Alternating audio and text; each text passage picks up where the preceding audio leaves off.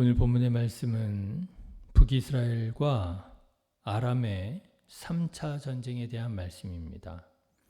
앞서 북이스라엘과 아람은 두 번의 전쟁을 치렀지요. 아람 왕 벤하닷 1세가 북이스라엘의 바사 또는 오므리와의 전쟁에서 승리를 거두면서 북이스라엘의 일부 영토를 빼앗은 일이 있었습니다. 그리고 그 후에 아람 왕 벤하닷 2세가 북이스라엘의 왕 아합과의 두 번째 전투인 아벡 전투에서 패하게 되면서 1차 전쟁에서 빼앗았던 영토를 아합 왕에게 돌려주리라 약속하게 되지요. 그것이 바로 왕상 20장 34절의 말씀입니다.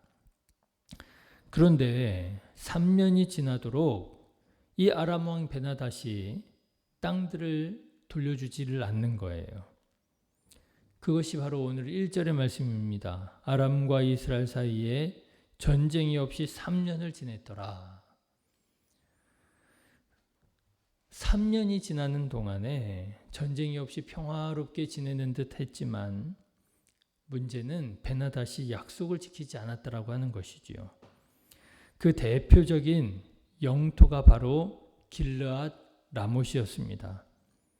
길르앗 라못은 고원지대로 골짜기마다 물이 많고 포도와 올리브가 잘 자라는 아주 비옥한 지역으로 역사적으로 이 팔레스타인의 동북방의 중요한 도시였습니다.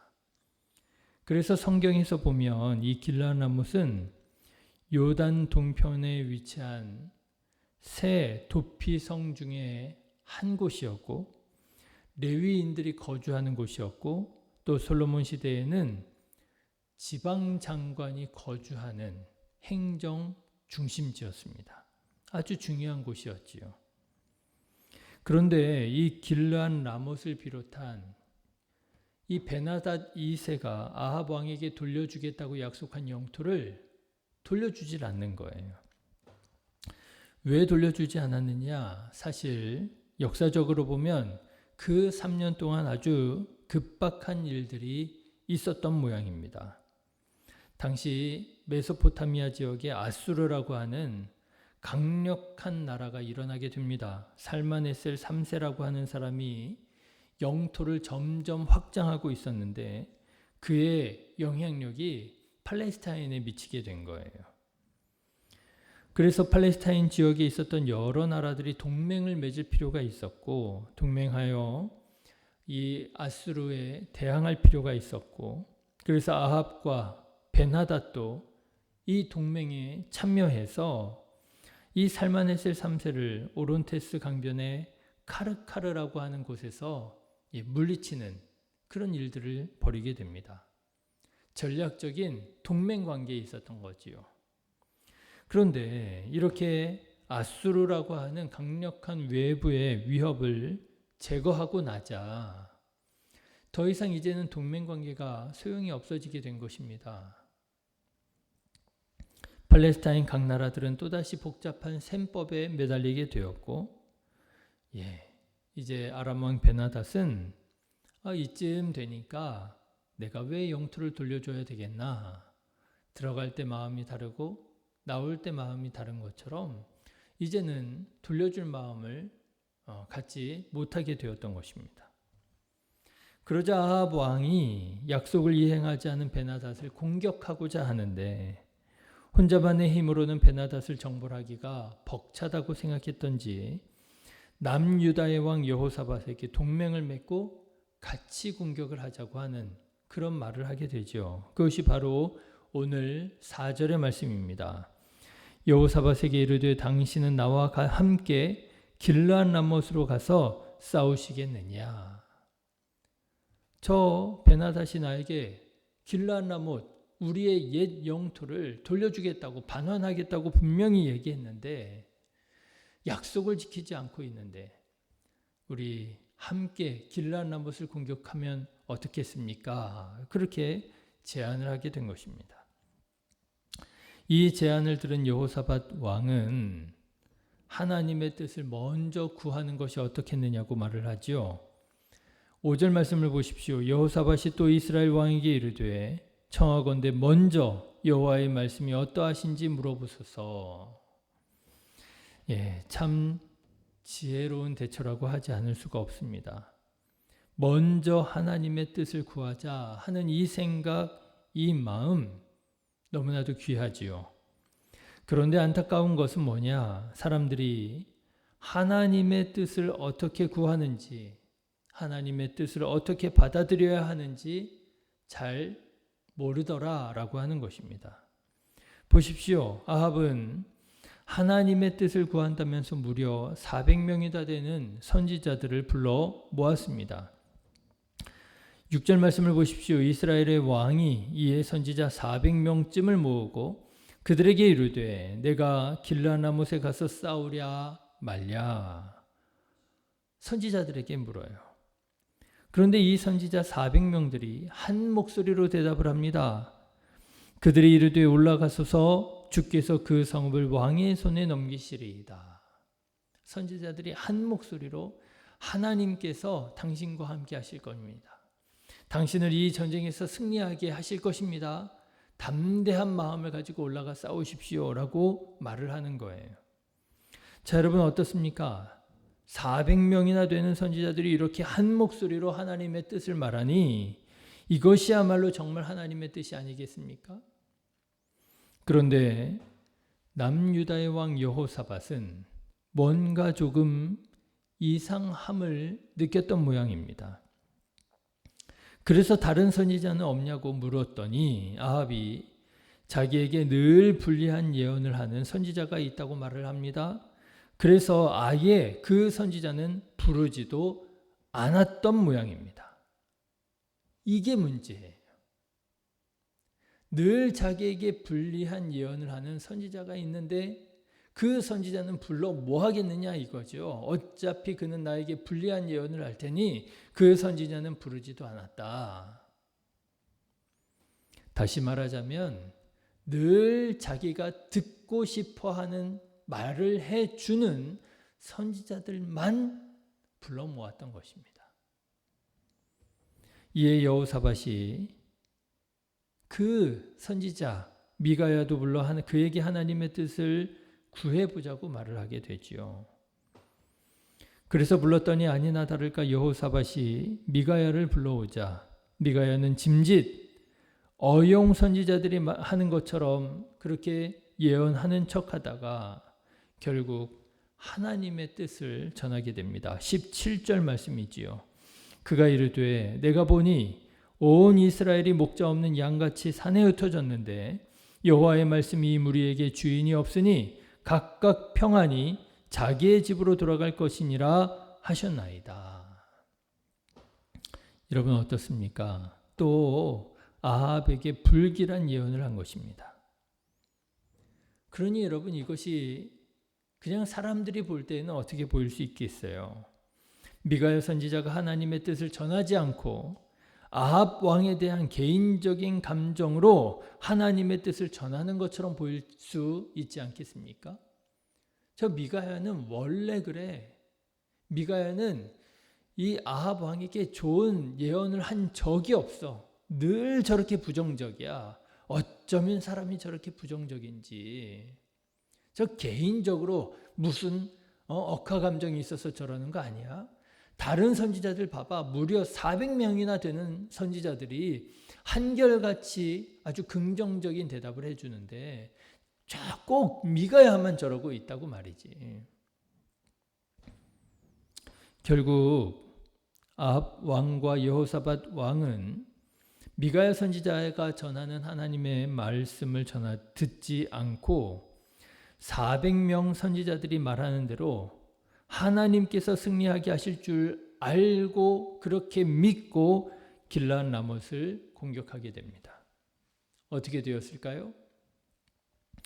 북이스라엘과 남유다의 연합군은 아람의 벤하닷에게 패배를 당하게 돼요.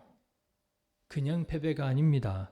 이 전쟁에서 여호사밧은 겨우 목숨을 건져 도망치게 되었지만 북이스라엘의 아합 왕은 화살에 맞아 비참하게 전사하게 됩니다. 여러분, 저는 오늘 말씀을 묵상하면서 한 가지 떠오르는 사건이 있었습니다. 바로 갈멜산에서의 종교전쟁이에요. 여러분, 갈멜산에서의 종교전쟁을 기억하십니까? 엘리야 선지자가 혈혈단신으로 갈멜산에서 바알과 아세라의 제사장 850명과 맞서 누가 참 하나님인지를 대결하잖아요.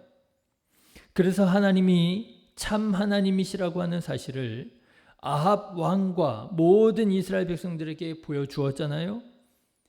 이렇게 큰 승리를 거두게 되었으니 어떻게 되었습니까?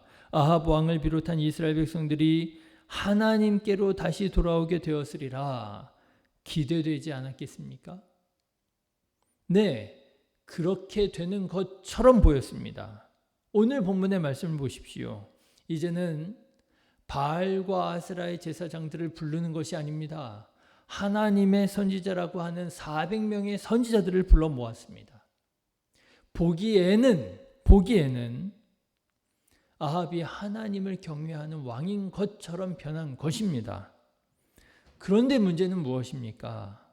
그런데 문제는 그 400명이 어떤 사람이었느냐라고 하는 거예요.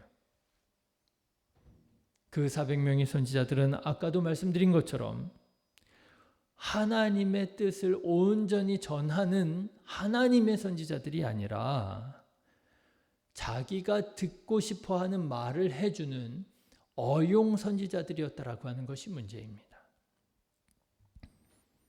이 선지자들은요, 하나님의 뜻을 구해서 하나님의 뜻을 전하는 선지자들이 아니라 왕의 뜻을 살펴서 왕이 좋아할 만한 말들을 해주는, 그것도 하나님의 이름으로 말해주는 어용 선지자들이었던 것입니다.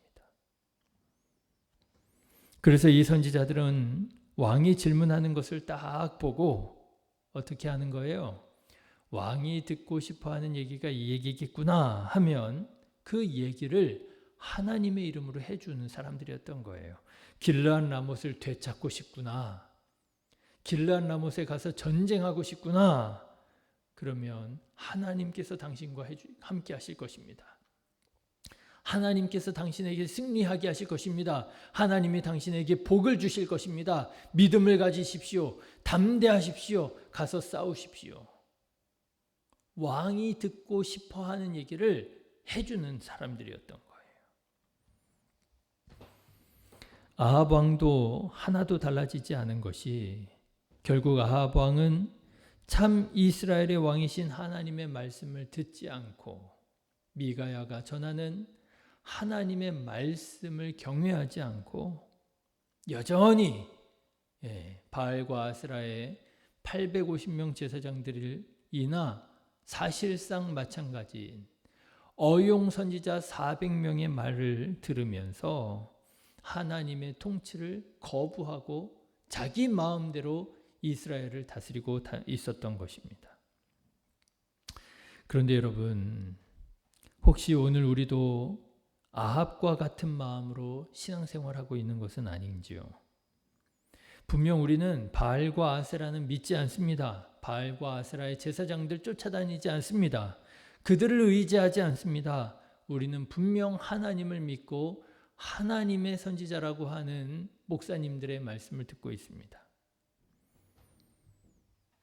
그런데 여러분, 삶은 어떤가요?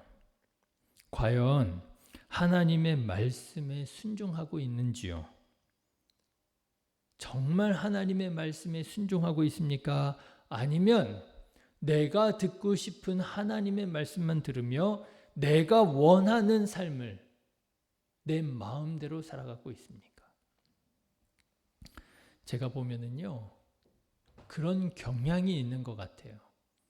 내가 듣고 싶어 하는 얘기를 해주는 목사님들을 좋아하더라고요.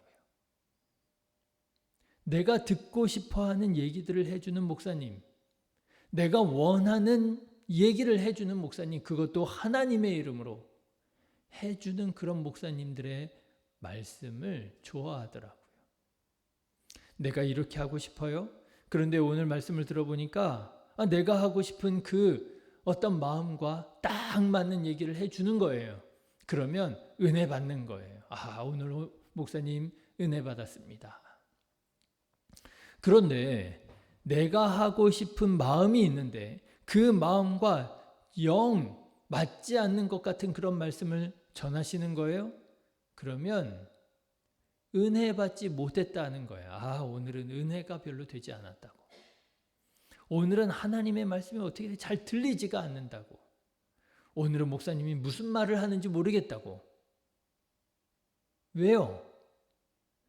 못 들어서 모르는 게 아닙니다. 들었지만 내 마음에 들지가 않는 거예요. 그래서 말하는 것이 은혜가 되지 않았다고 표현을 하는 거예요. 말을 하는 거예요. 내게 듣기 좋은 말을 해줄 때에는 은혜가 되었다 하고, 내가 듣고 싶은 말을 해주지 않았을 때에는 은혜가 되지 않았다고 하고, 하나님의 말씀, 하나님의 통치를 거부하고 결국은 내가 살고 싶은 대로, 내가 하고 싶은 대로 그렇게 살아가고 있는 것은 아니냐라고 하는 것입니다. 사랑하는 신의 교회 성도 여러분, 아합처럼 어용 선지자들의 말을 듣는 것이 아니라 살아계신 하나님의 말씀을 들을 줄 아는 저와 여러분 되시기를 주님의 이름으로 축원합니다. 그랬던 사람이 있잖아요. 다윗 왕이 그랬잖아요. 하나님께서 기뻐하시고 사랑하셨던 다윗 왕이 내가 듣고 싶지 않은, 내가 꽁꽁 숨기고 싶었던 나의 치부와 나의 죄악을 드러내시는 하나님의 말씀, 나단 선지자가 전하는 그 하나님의 말씀을 듣고도 하나님의 말씀으로 들었잖아요. 내가 어떻게 하면 좋겠습니까? 내가 죄를 지었습니다. 내가 하나님 앞에서 죄를 지었습니다. 그리고 눈물로 회개를 하잖아요. 내가 감추고 싶었던, 내가 듣고 싶지 않은 하나님의 말씀을 들을지라도 그것을 하나님의 말씀으로 인정하고 듣고 순종하고 회개할 때 하나님께서 다윗을 용서해 주시고 다윗을 다시 높여 주시지 않았습니까? 저는 바라기는 우리 신의 교회 성도님들이 아합처럼 하나님의 말씀을 거부하는 것이 아니라, 자기 마음대로 살아가는 것이 아니라 다윗처럼 하나님의 말씀을 듣고 하나님의 말씀 앞에 겸손히 자기 자신을 낮추고 하나님의 통치를 받아 오히려 하나님께 사랑받는 그런 저와 여러분이 되시기를 주님의 이름으로 축원합니다. 오늘 하루도 하나님께서 함께 하시고 동행하시는 복된 하루가 되시기를 주님의 이름으로 축원합니다. 기도하겠습니다.